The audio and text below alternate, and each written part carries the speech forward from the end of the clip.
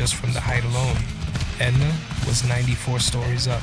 She stood there, waving, not giving up hope of a rescue after such a catastrophic accident. But Edna didn't know what we know now, that this was no accident, and nobody would be able to get to her. The staircases below Edna were destroyed, the darkness and rubble impossible to navigate. While she originally worked on the 97th floor, it's believed that she ended up on the 94th from when the explosion took place, her falling with the wreckage several floors below, making her way through the ruins, in a hole so big it's hard to describe. The earliest we see Edna in this footage is around 8:50 a.m., just 4 minutes after the plane crashed into the tower. This means Edna was either knocked out from the blast and woke up 4 minutes later, confused and trying to save her own life, or she was awake throughout the entire start of the attack. It's hard to imagine what she was thinking or feeling while all of this was taking place, looking out of that impact zone, seeing the rest of the city skyline in a way she'd never seen it before, with thousands staring up at the devastation from below, watching their movements, hearing the sirens, the cries for help from the inside, and cries and screams of disbelief echoing from onlookers. In this moment, Edna was trying her best to get someone's attention, anyone. So she kept waving, unaware of the horrors that continued to unfold around her. When Edna is waving, to the left of the tower, you can see someone standing in the window, contemplating what to do next. The heat, fire, and jet fuel that poured into the building would push many to make an impossible decision, to leave everything and everyone they've ever known behind, with no chance to say goodbye, or to suffer in the towers and meet a similar fate. The person was forced to jump, falling more than 90 stories to the pavement below. A few seconds after, another person jumps, and a few seconds later, a third person makes the impossible decision. Many hung on for as long as they could, spending their last moments on this earth fighting for air and fighting the deadly heat, doing anything they could to escape. Others slipped and fell, taking about 10 seconds to hit the ground below. Firefighters inside of the towers in the lobby could hear and see the bodies as they hit the ground, and if they couldn't see them, they knew exactly what the sounds were. Some even described moments where they made eye contact with the fallen, remembering the looks on their faces right before they landed. A sound and sight that they would never forget. While Edna still held out hope, others didn't see any other way. Above Edna, what looks like a man could be seen crawling his way out of the wreckage, making his way to 2 pillars where he stays. He also waves in hopes of alerting someone, but a short time later, the man is gone. It's unknown if he slipped, jumped, or fell back into the hole in the tower. Above the impact zone, many would hang out of the windows, hugging the side of the tower while thick smoke poured out, showing just how fast the fire inside was spreading, with no possibility of putting it out. Some waved shirts, tablecloths, and waved their hands. Those taking pictures and videos as events unfolded had no choice but to watch as the minutes slowly passed, and the situation was quickly becoming worse. As news broadcasts became aware of what was going on, every news channel in the world would show the same image, the North Tower up in flames, not knowing or truly understanding the level of suffering taking place as the camera rolled. Throughout it all, Edna held on, hoping help would come, but at 9:03 a.m., that hope would only turn into more terror for Edna, because as she stood on the 94th floor, waving, another plane would crash into the South Tower, right behind her. She couldn't see what was going on, but she could certainly hear and feel it. From others who survived, it was said that if you were in the North Tower when the South Tower was hit, you felt the earth below you shake with an incredible force. This is no doubt what Edna felt as she stood there holding on, with nothing protecting her from stumbling out of the building. She could see part of the huge fireball that was created when the plane hit. She could see the paper flying through the sky. She could hear the screams from the street as thousands watched and ran for their lives. It was now clear that whatever was happening, whatever this was that she found herself in the middle of, it couldn't be accidental, and things had only gotten worse. While it was believed for some time that Edna jumped from the tower, this is not true, because you can still see Edna after the second plane hit, but this time, she wasn't waving, she was holding on. While the rest of the world now knew that what we were witnessing was a terrorist attack, those inside of the towers who survived the initial impact had no idea what happened. Their only focus was surviving. But as the rubble continued to fall and the fire raged on, there was no way to help them. People who were working at their desks less than 20 minutes ago were now more than 1,000 feet in the air, clinging to life. More and more bodies would come falling from the towers. It was said that over 200 people jumped or fell to their deaths on September 11th, with most victims coming from the North Tower and only 3 jumping from the South. While Edna stood in the middle of that hole, first responders risked their lives going into the towers trying to help. A lot of them knowing that this wasn't like any other situation they'd been in. This was different. When it came to this, they may never make it out alive. While time was probably moving faster than ever for first responders who tried so hard to help, Edna spent her time above, still waiting, still hoping. As if things weren't already as dark and terrifying as possible, at 9:59 a.m., the South Tower, which had been hit last, would come crashing down to the streets below. Tons and tons of glass, concrete, fire, and the people who once stood inside the tower, raining on top of everyone. And Edna felt it all. She could see the large cloud of smoke that covered lower Manhattan after the South Tower collapsed. We know this because she's seen here, after the tower fell, still holding on to the concrete wall she stood by for more than an hour. Rescue efforts continued, but the situation had quickly evolved into something much worse, something nobody in this city was ever truly prepared for. They tried and they tried, but helping more people just wasn't possible, and first responders now knew that the North Tower might come down just like the South Tower did. Edna's courageous fight for her life would end at 10:28 a.m. when the North Tower would suffer the same fate as the South Tower, collapsing after burning for more than an hour and 42 minutes. For a while, it was unknown if Edna was still with us as the events unfolded, but according to all the footage and one last picture taken by photographer Lalo Worka, a photo investigated by the National Institute of Standards and Technology, Edna was there for it all and could still be seen here holding on to the side of the 94th floor at exactly 10:28 and 6 seconds, a few seconds before the tower she was in came down.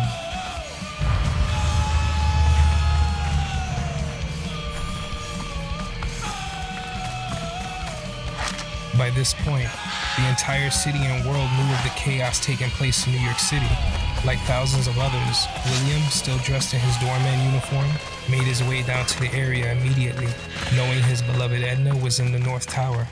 The place was a war zone, but due to him being mistaken for a member of service or officer because of his doorman uniform, William was able to make his way into the area after the towers had already fallen. He would watch and assist for hours as firefighters pulled the lifeless bodies from under the rubble, but Edna's body wasn't one of them. And so began William's quest to find Edna, hoping she was still alive and just missing, maybe injured. Maybe she made it out. He knew the chances were slim, but he kept looking. Many days following the attacks, William would find himself calling Edna's phone just to hear her voice. Her voice recording said, "Sorry I missed your call. Leave a message after the tone and I'll get back to you as soon as I can. Thank you for your call." William and loved ones would spend many hours and days roaming the streets of Lower Manhattan with pictures of Edna in hand to see if maybe anyone had any information on her whereabouts or her condition.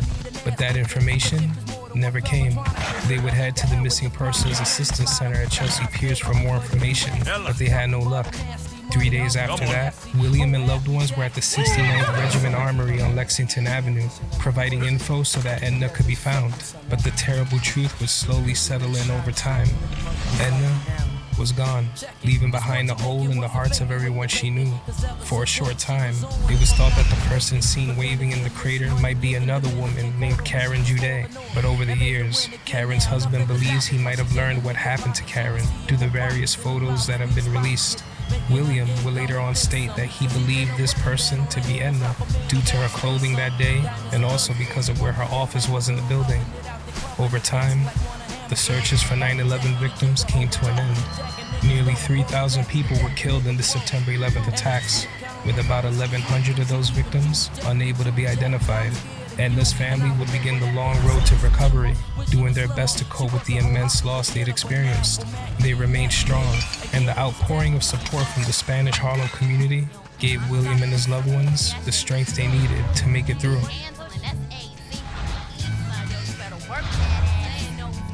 Yo, he tricking, good, but he got a baby mom.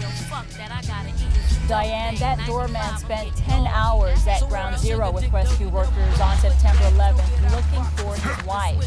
They never found her.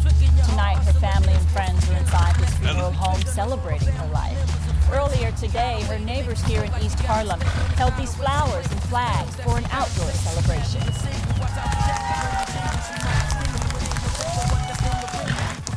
Hundreds of mourners clap, cheer, and cry as they release fistfuls of white balloons into the blue sky. The crowds stretch for blocks along 116th Street in East Harlem. They're holding long-stem red roses and miniature American flags in honor of Edna Cinturon. I lost my wife. I lost something that means the world to me. William Cinturon and his wife Edna were supposed to be celebrating their 12th wedding anniversary this fall. But instead of a romantic evening together, Cinturon's coping with a broken heart. He says talking about his wife helps. He describes Edna as a down-to-earth kind of girl. She loved getting dressed up for special occasions, fancy dresses, and red lipstick. She would go to work, come out of work, she would go shopping, come home, cook, without even picking up her clothes, just to feed me when I get home by 8:30. He says a strong commitment, a sense of humor, and their common Puerto Rican culture carried them through the tough times. They never had any little ones. Their small business was their passion. It's a flower shop in this neighborhood called Sweet Williams. Edna managed the books. She also managed to get in the door at Marsh & McLennan. The international risk management firm was on the 97th floor of Tower 1. In Spanish, Millie Lopez says it's an enormous tragedy to live through.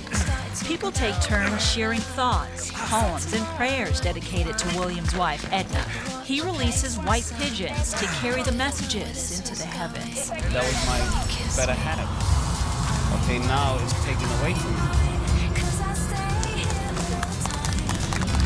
Many people here say they'll miss their friendly florist.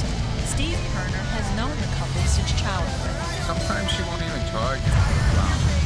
She'll bless you with the flowers sometimes. Janet Hernandez grew up with Cinturon. And I'm always going to remember her by her smile and her warmness. And she had a heart of gold.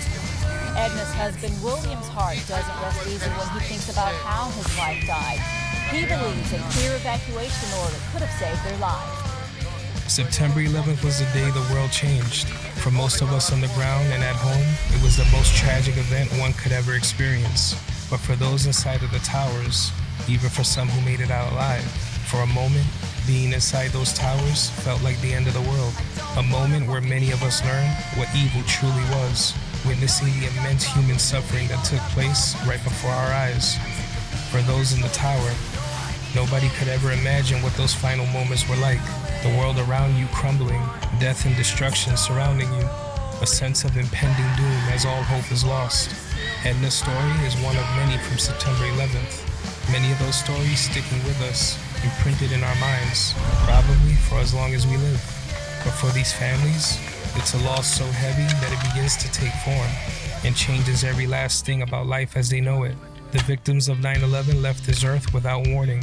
They had no choice but to face those horrors. They fought for the chance to live, each and every one of them. Even if the person seen waving on the 94th floor wasn't Edna Cinturon, her fight for life seen in videos and images remains the same. She wanted to stay, and she held out hope until the very end. She isn't just a waving woman.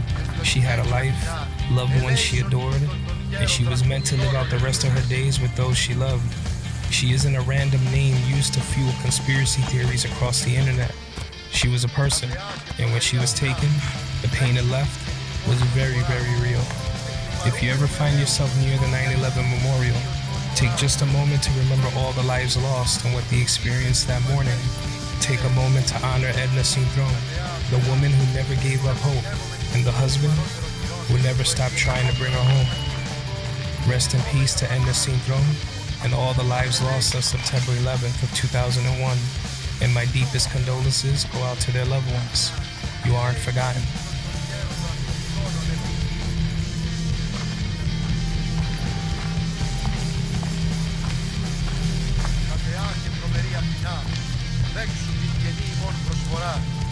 Εκλιπαρούμε του ελέους σου δια την του ηχθείως προσφορά. και του χειριδίου ήμι. Ήθε τούτο ευχαριστήσισε νηνή. Κρατεά Αθηνά, επιδαψιλεύομεν σύ των λιπαρότερων μυρών, το εκλεκτότερον του σφαγίου, τετίμητε 12.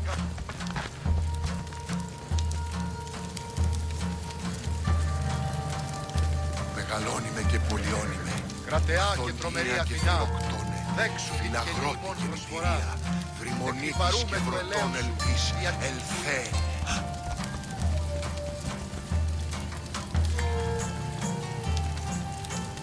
Κρατεά και τρομερή Αθηνά, δέξου την καινή ημών προσφορά.